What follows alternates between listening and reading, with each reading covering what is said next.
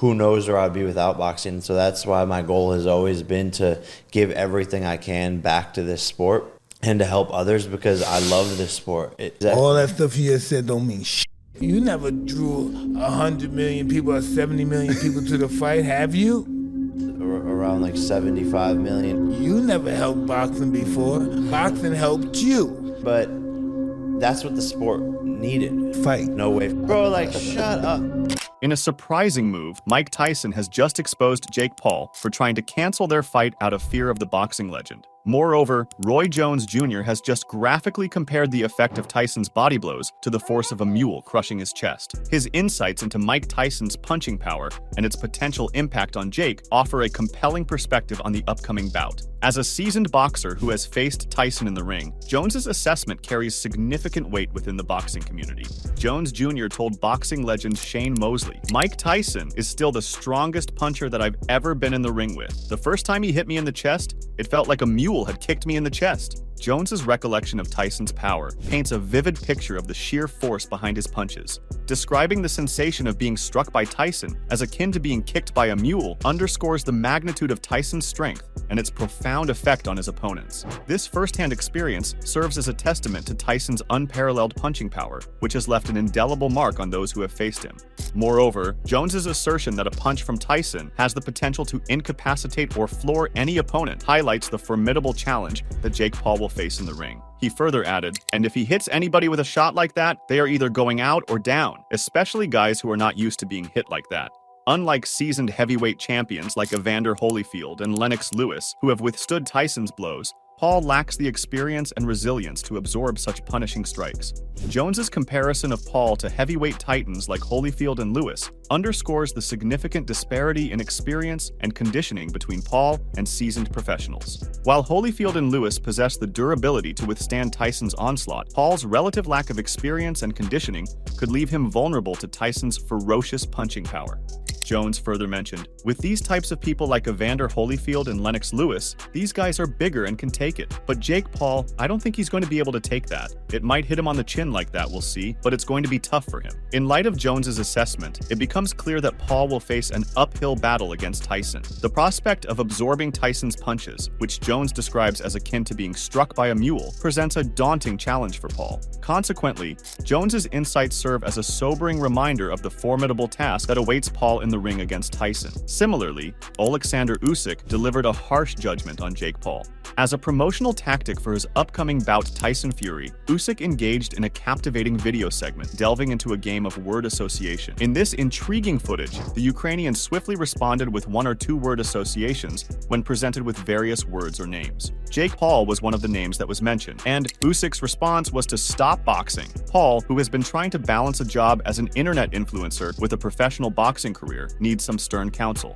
Meanwhile, you can count former UFC champion Vitor Belfort among those who are distancing himself from the impending boxing match between Mike and Jake. As a former UFC champion with extensive combat sports experience, Belfort's insights carry weight within the fighting community. His assertion that the use of 16-ounce gloves is typically reserved for sparring sessions to protect fighters raises questions about the legitimacy of the Tyson-Paul bout. Belfort suggests that the choice of larger gloves typically used in sparring indicates that the match may not be a serious professional contest, but rather a glorified sparring session. Belfort said, 16-ounce gloves are used only in sparring to protect fighters. Jake Paul and Mike Tyson will do a sparring match live on Netflix, making millions of dollars. By characterizing the event as a sparring match live on Netflix, Belfort implies that the primary objective may be entertainment and financial gain rather than genuine competition. The idea that Tyson and Paul are set to make millions of dollars from what essentially amounts to a glorified sparring session raises ethical and sporting integrity concerns. On the other hand, Lennox Lewis thinks Mike Tyson, at the age of 57 years, is still a strong opponent for Jake Paul. Lennox Lewis's perspective on the upcoming bout offers a nuanced insight into Tyson's capabilities despite his age. As a former undisputed heavyweight champion and one of the most respected figures in boxing history, Lewis's Lewis's analysis carries considerable weight. Lewis acknowledges Tyson's age, but emphasizes that age alone does not diminish Tyson's power and skill. At 57 years old, Tyson may not possess the same physical prowess he did in his prime, but his fighting instincts and power remain formidable. Lewis describes Tyson as two-dimensional, highlighting his aggressive fighting style focused on knocking out opponents. Mike Tyson, he's fighting Jake Paul. You know this man well. What are your expectations for that big fight? Mike Tyson is two-dimensional. He's going to come at you, trying to knock you out. You got to try and stay away from him. Stay away from his power. One key piece of advice Lewis offers to Jake Paul is to avoid engaging Tyson head-on and to steer clear of his power punches. Tyson's ability to deliver devastating combinations, as witnessed in recent training footage, underscores the importance of strategy and defensive tactics for Paul. Despite Tyson's age, Lewis emphasizes that he remains a genuine threat in the ring. Tyson's experience, punching power, and resilience make him a dangerous opponent for anyone, including Jake Paul. Lewis's assessment serves as a reminder that Tyson's status as a legendary fighter transcends age, and that underestimating him would be a grave mistake. I seen him working out the other day, and he throws some good combinations. Make sure that he's not in the way of those punches. Tyson's a real fighter. He's 57 years young. He still got it. He still got it in his eyes. Oh yeah, Tyson can throw a punch, he can take a punch. He's doing something that he's used to. Overall, Lewis's analysis underscores the significance of preparation and strategy for both fighters leading up to the bout. While Paul may have youth on his side, Tyson's experience and punching power cannot be overlooked. The dynamics of age versus skill will undoubtedly add intrigue to the matchup, with Lewis's insights contributing valuable perspective to the discussion. However, once hailed as the undisputed champion of the boxing realm, Iron Mike now faces doubt as he prepares to clash with a significantly younger adversary. Skepticism looms large, with pundits questioning whether the former knockout maestro can keep pace. The odds, too, paint a picture of uncertainty, mirroring the prevailing sentiment. The odds makers at DraftKings Sportsbook have Jake Paul as a -170 favorite versus the legendary pugilistic fighter at +130 underdog. According to the latest odds, staking 100 on the 27-year-old promises a return of $158.82, whereas betting on Tyson offers a more enticing payout of $230 for the same wager. Meanwhile, in a recent episode of his podcast, Podcast P with Paul George, Los Angeles Clippers forward, Paul George delved into the buzz surrounding the upcoming showdown. Paul George engaged in a lively discussion with his fellow hosts, delving into the impending clash before unveiling his forecast for the match. PG said, "I am not going against Iron Mike. I am not going against Mike Tyson. Mike Tyson is one of those guys that you see his name. I am voting Mike Tyson. I am going for Mike Tyson." The two boxers' age difference is concerning, but Paul George is certain that age shouldn't matter. He said, "I don't care about the age gap. He is actually fighting a boxer. He is not fighting an MMA guy. He is not fighting a wrestler. He is not fighting an entertainer. He is fighting a boxer. I don't care what the age gap is. He is fighting a boxer." Jake Paul frequently faces backlash for choosing not to compete against genuine boxers and instead opting for retired MMA fighters and other celebrities. George echoed similar sentiments before ultimately selecting Tyson as his opponent for the bout. The NBA player continued by discussing Tyson's opponent and his commitment to the game. He asked, "What is the angle for Jake Paul? Is he hoping to establish himself as a serious boxer?" The panel talked about Paul's intelligence and his prospects in this sport going forward. They pointed out that the boxer was doing it for financial gain, but they advised him to start taking on more challenging opponents if he wanted to continue in the sport. Despite hanging up his gloves, Mike Tyson remains a prominent figure in the realms of media and entertainment. In 2022, he didn't mince words when critiquing Jake Paul's fighting style, even suggesting he could step back into the ring if he were in peak condition. At that time, Tyson said, "Jake's punches, you can see coming a mile away. You can see that coming a mile away. I'm 55, I can see that coming a mile away. I would beat these." Tyson's assessment of Jake Paul's punches as telegraphed and easily readable underscores his deep understanding of boxing technique and strategy. His confidence in his ability to defeat the Paul brothers without relying on traditional boxing tactics highlights his raw power and aggressive fighting style. The former heavyweight champion's assertion that he could forego boxing training and still defeat his opponents speaks volumes about his natural talent and athleticism. Tyson's belief in his own abilities, coupled with his legendary status in the sport, adds weight to his comments and fuels speculation about what a potential comeback could entail. He added, "I'd go straight at them. There would be no boxing. The only thing I have to do is be in shape. 30 days of boxing training every day and I can fight anyone. If I'm boxing every day, I wouldn't even have to worry about my diet." While Tyson's comments may be viewed by some as brash or provocative, they underscore his unwavering self-confidence and passion for the sport that defined his career. Whether or not Tyson chooses to act on his words and step back into the ring remains to be seen, but his presence in the boxing world continues continues to resonate, shaping conversations and capturing the imagination of fans worldwide. With anticipation mounting, enthusiasts and experts alike eagerly unveil their prognostications for the impending clash. Timothy Bradley, the seasoned boxing analyst and ex-world champion, exudes confidence in Tyson's inevitable triumph. Bradley attributes Tyson's formidable power and extensive experience as key factors in his knockout forecast. Moreover, he underscores how the fight's structure plays directly into the heavyweight champion's strengths. Bradley said, "Mike Tyson, knock his out, baby. It can happen. 2 minutes is going to favor Mike Tyson, banging him to the body and hitting him with power shots. He has the potential to knock this man out. The power is the last thing to leave you. 2 minutes, that's all it takes to knock Disney Boy the hell out." The forthcoming fight will have 8 rounds, each lasting 2 minutes. Although Paulie Malignaggi expressed reservations about the age difference between the two fighters, Bradley is confident Tyson would knock Paul out. Malignaggi cautioned that he wanted to see the guy get hurt. He also believes Paul is often underestimated, saying the YouTuber turned boxer is more dangerous than everybody's giving him credit for. A few weeks prior to the bout, Tyson, who was formerly referred to as the baddest man on the planet, will turn 58. Paul, on the other hand, turned 27 this year. Since losing to Kevin McBride via TKO in 2005, Tyson has not engaged in any competitive fighting. In July 2020, he participated in an exhibition bout against Roy Jones Jr. In a statement issued in March, he expressed his excitement about stepping into the ring with Paul. Tyson said, "I'm very much looking forward to stepping into the ring with Jake Paul. He's grown significantly as a boxer over the years, so it will be a lot of fun to see what the will and ambition of a kid can do with the experience and aptitude of a goat." On the other hand, Mike Tyson has pleaded with Jake Paul not to back out of their epic battle. Tyson recently sat down with Damon Elliott to discuss his upcoming fight, and the presenter warned Paul that he should think twice about getting in the ring. Elliott's warning to Paul, stemming from his personal experience of Tyson's power, adds a layer of seriousness to the discussion. His reminiscence of Tyson's formidable presence during their youth, coupled with the lasting impact it had on him, serves as a cautionary tale for Paul to consider. In response, Tyson's lighthearted encouragement for Paul to disregard Elliott's advice reflects the jovial banter often seen in the build-up to high-profile boxing matches. Tyson's plea, delivered with a touch of humor, underscores his eagerness to engage in the spectacle and his confidence in his own abilities. Go your way, I'm going my way. Jake, don't do it. No, do it, Jake. Please don't listen to this man.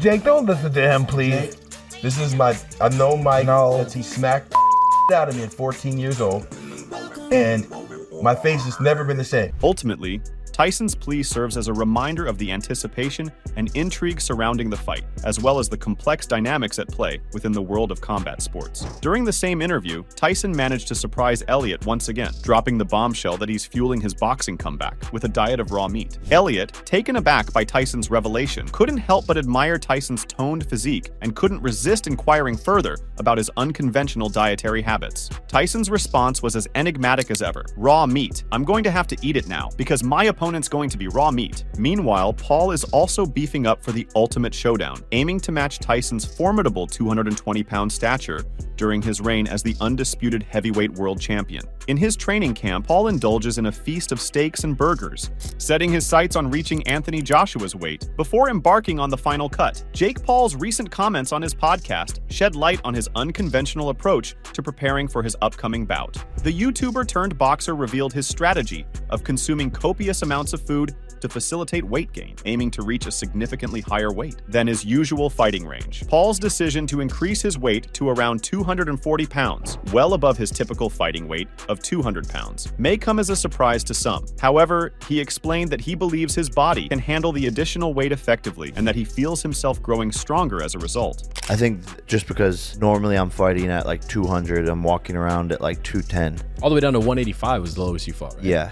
It's weird to me that I'm weighing 230. I like it. But since this was, noodling after my last fight, I'm just like getting to eat as much as possible. And it turns out my body can carries this weight super well. One of the key motivations behind this weight gain strategy, according to Paul, is to enhance his speed and agility once he begins the process of cutting down for the fight. By carrying the extra weight during training, he aims to build muscle mass and endurance, which he believes will translate into improved performance. when he eventually sheds the excess pounds. Paul's analogy of wearing a weight vest throughout training highlights his intention to use the increased weight as a training tool to enhance his physical conditioning. He views the temporary weight gain as an opportunity to build strength and stamina, which he anticipates will give him a competitive edge once he returns to his usual fighting weight. This approach represents a calculated risk on Jake Paul's part, as it deviates from traditional training methods typically employed by professional boxers.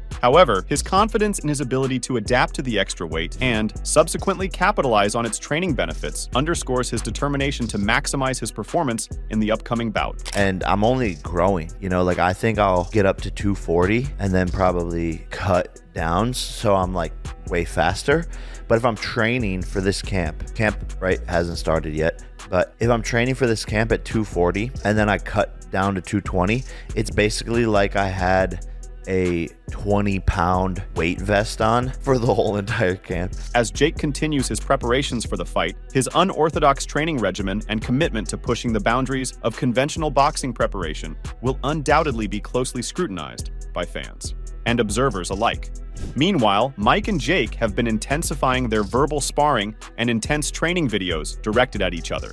Jake recently stated he has greater goals in mind for the bout. Jake said, "I love Mike. I'm super respectful of him. It's an honor to be in the ring with him, but I have to end him. It's war. All is fair in love and war. I love the guy, but as soon as it turned into a pro fight, one of us has to die." Recently, the Texas Department of Licensing and Regulation gave the green light to the regulations governing the upcoming brawl. This showdown has been officially recognized as a professional boxing spectacle, signaling that the rounds will be trimmed down and the gloves beefed up for added punch. A spokesperson for the agency told the Associated Press, "This will be a professional bout with a referee and judges, and the results will count as part of the fighter's professional records. So, it's an actual competitive fight." In the midst of it all, Conor McGregor, the renowned UFC figure, has definitively voiced his opinion regarding the forthcoming boxing match. While conversing with James Corden on SiriusXM, McGregor candidly shared his perspective on whether the bout should proceed as planned. He began, "For me, it does set a bad precedent in the industry, because what you've got now is, and I would say this to the young athletes coming up, men and women, don't aspire to be one of these YouTube fighters." McGregor emphasized that partaking in minor skirmishes for quick attention might garner a few likes, yet he deemed such endeavors as superficial and devoid of significance. He further remarked that while such fights may yield profits, they ultimately lack substance. He added, "Aspire for world titles, aspire for the Olympics, that is how you etch your name in history. Doing these little smash and grab fights,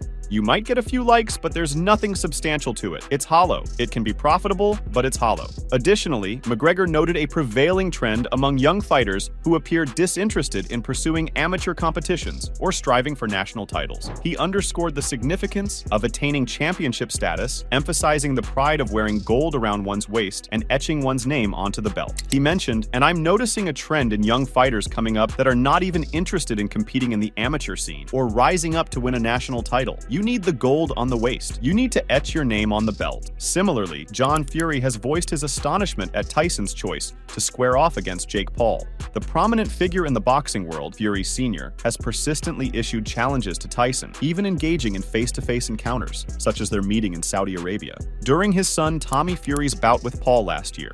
Despite these efforts, the anticipated bout has yet to materialize, leaving Fury genuinely perplexed by Tyson's decision. Speaking to Seconds Out, John Fury remarked on his similarity in age to Tyson and expressed surprise at Tyson's preference for a fight against Jake Paul. He noted even His Excellency Turki Alalshik was taken aback by Tyson's reluctance to fight him. Fury emphasized his own significance, being the father of the Gypsy King. What the hell's wrong with him? I don't know, even Turkey said, "I'm shocked." His Excellency said to me, "I'm shocked Mike Tyson didn't want to fight you." I'm shocked myself. But I'll tell you what, I must have a presence. The Gypsy King mustn't admit Gypsy King's dad. He's fighting a middleweight instead of me. Fury further remarked that Tyson opted to face a middleweight rather than himself, while he asserted his readiness to take on any opponent without concern. Fury stressed the importance of receiving fair compensation for his skills. He acknowledged the inherent dangers of boxing, including the risk of death, yet conveyed his willingness to face such risks for the right opportunity, which he identified as a bout against Mike Tyson. But pay me what I'm worth. You can get killed, can't you? So listen, I'm willing to risk my life for the right fight, you know what I'm saying? And the right fight is him, Mike Tyson. Listen, grow a pair. Ultimately, the clash between Tyson and Paul represents more than just a sporting event. It symbolizes the convergence of celebrity culture, social media influence, and athletic prowess in the modern era. As the countdown to the fight continues, the world eagerly awaits the spectacle that will unfold in the ring, where two contrasting figures will vie for victory and a place in boxing history. Make sure to check out some of our other videos on the screen if you enjoyed this one.